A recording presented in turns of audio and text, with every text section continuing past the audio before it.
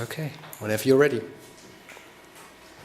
Well, good afternoon, everybody. My name is Rick Dams, and I am a PhD student at the Literature Department at Ghent University here.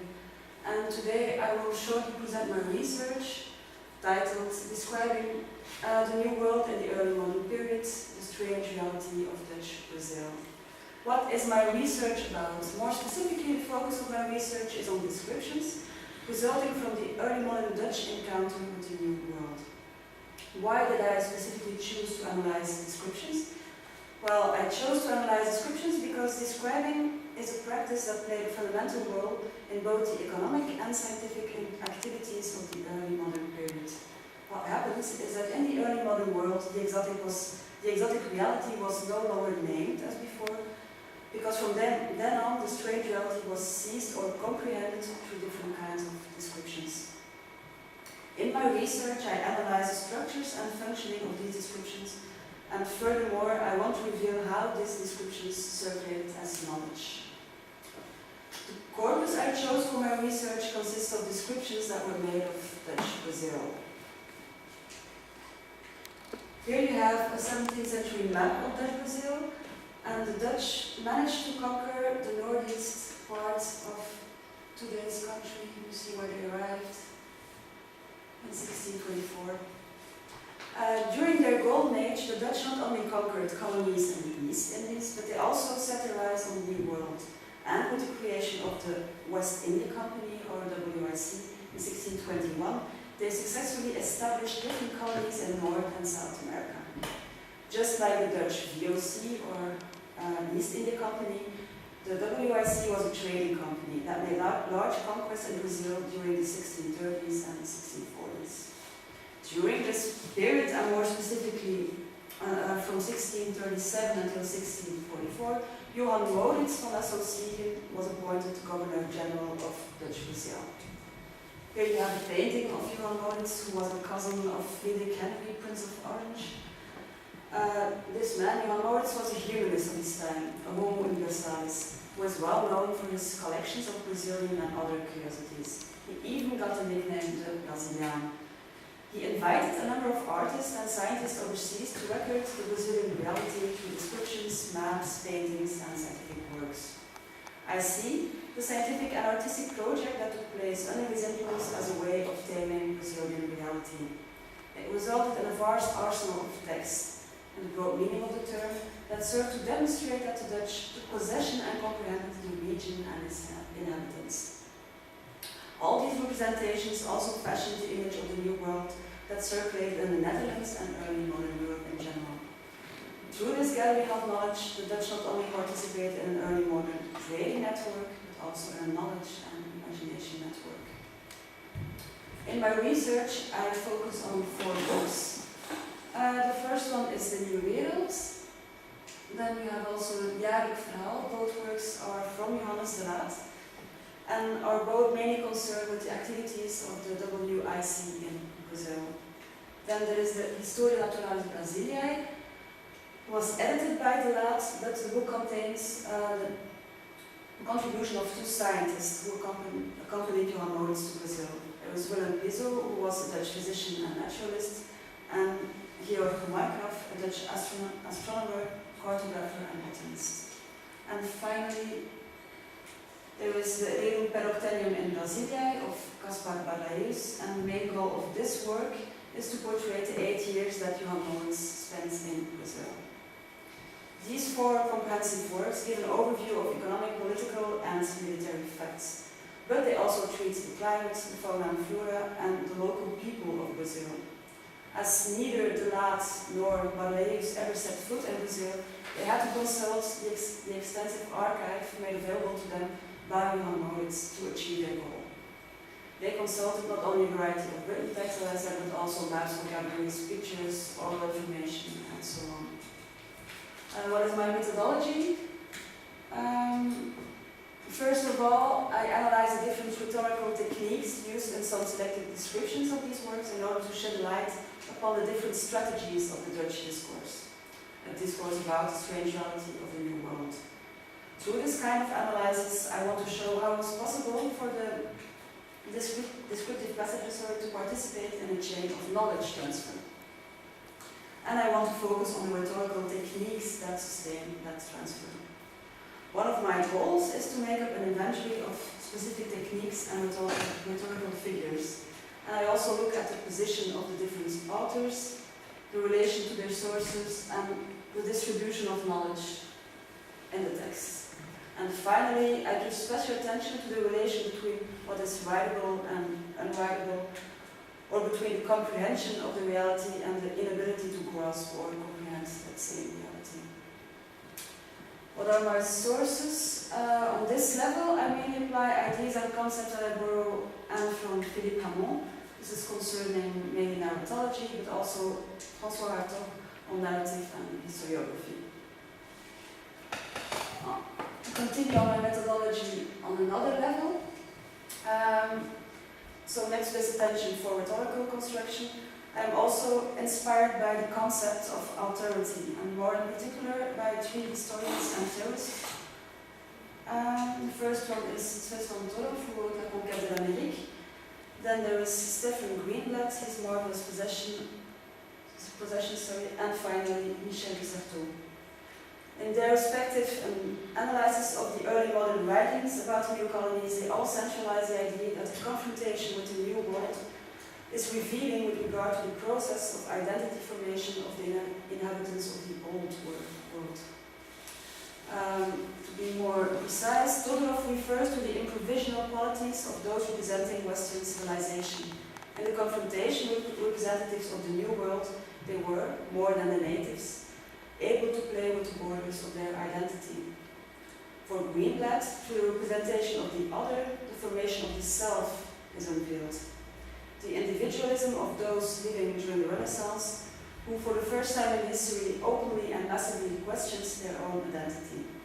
For Greenblatt, this formation of the early modern self was influenced by the discoveries and conquest. And finally, Michel de Certeau, he introduced the notion of économie scripturaire. What he meant by this concept is that during the period of the first big discoveries, a period that coincides with the proliferation of the written word, he witnesses a new way of thinking that crystallizes into the colonial experience. The way in which this experience has been written down and represented bears witness to the different aspects of the économie scripturaire. The non-Western other is being portrayed as a godless savage without any culture, who has to be, depending on the authors, domesticated, converted, or tolerated. De Certeau's notion merges the two major imperatives of the early modern colonial projects, the economic motives and the religious ones.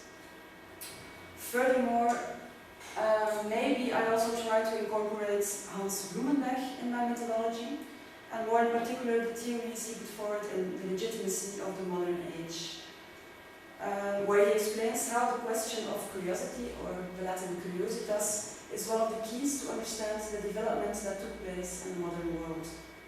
This development brings a new form of curiosity about nature in relation to theoretical knowledge. Blumenberg affirms that in the early modern period, curiosity about the world becomes fundamental to obtain useful knowledge and to understand the world. Curiositas is no longer a contemplative act, but becomes an active operation.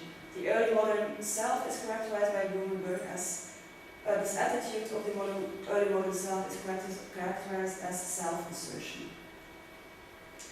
And maybe there will be some others, I don't know yet. What did I did so far in my 2 previous years? So far I wrote some articles that concerned different persons, eyewitnesses, who played a crucial role in the colony and whose letters or other writings were used as sources by the authors, I mentioned before, the author of my corpus, in their respective compendia. And it was interesting to see how these eyewitnesses had their own specific gaze on the reality of Dutch Brazil, and how De Laat and Barleyus rendered that gaze. The population of Dutch Brazil was very heterogeneous. The different eyewitnesses were from different backgrounds, origins, and religions. Many of them already lived in Brazil before the arrival of the Dutch, and some of them choose to work for the WIC. Their different writings modeled a so-called Dutch view of the New World. In the analysis I did so far, I tried to unveil a little parcel of the multifaceted character of the representations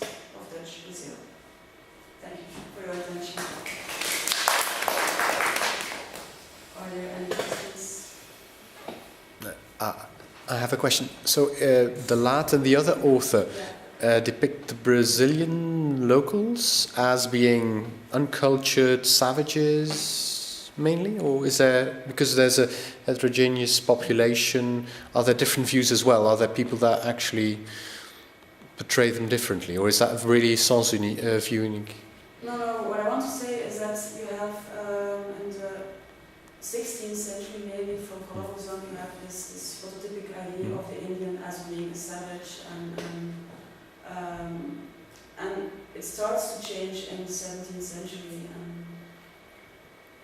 and especially in this corpus because Johan Morris brought with him a lot of scientists. So we have this book about natural history, and it was still used 2 centuries after that for many exotic plants and animals, and also about the Indians. So you get a whole different view, more naturalistic view on things, and also more this stereotypic. It's more nuanced, and what's strange is it's more nuanced, but the authors just stayed in the Netherlands, they never went to, but they use different kind of sources, and that's what I find so interesting. But so far I analyzed the primary sources that they used, just have a look at the primary sources, but in the end I want to just look at the compendia, because that were the influential works at that time, and from then on for a couple of centuries. And is it then also the intention to look at books that were not looking at the original material, but that were adaptations or taken from the Laat, and see how that leads its own life? Or would that lead too far? It would be very interesting, but I think... Lead too far. Okay. Material. Could you explain briefly what is the theory of alterity? Is it a philosophical theory? What do you mean by it? Yeah, it's mainly philosophical, sociological, and it's things that happen when in confrontation with the other. And all the authors I am working with, it's mainly the same idea, to simplify it. In confrontation with the other, you get to know yourself. You get to know more of yourself than of the other.